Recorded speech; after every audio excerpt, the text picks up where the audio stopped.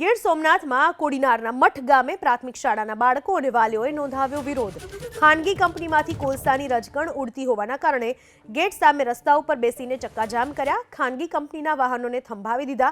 એમનો આરોપ છે કે ખાનગી સિમેન્ટ કંપનીની દરિયા કિનારે જેટી આવેલી છે, કોલસાની રજકણ ઉડતી રહે છે। ઘર હોય કે સ્કૂલ હોય કે પછી આરોગ્ય, તમામ જગ્યા પર ડસ્ટથી પરેશાન થવાનો ગામ લોકોનો આરોપ છે।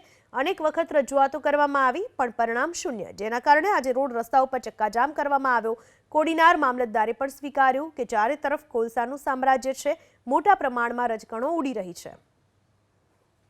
અરે સ્કૂલની બાજુમાં જ અંબુજા જેટીની દિવાલો નીચી છે અને ખૂબ જ એમાં બધી ભૂકી ભરે છે કોલસીની, અને એનું ડસ્ટિંગ આ સ્કૂલમાં સીધું આવે છે અને એને હિસાબે બાળકો બીમાર પડે છે। એટલે અમારું કહેવાનું એ છે કે આ સ્કૂલને છે ને આનેથી દૂર લઈ જાઓ, એટલે દૂર જાય તો આ એક પ્રોબ્લેમ સોલ્વ થઈ જાય। અમારે એની સાલમાં ડસ્ટિંગ ઉડે, બાળકોના રમતા હોય, પછી જમતા હોય તો કોલસી ઉડે।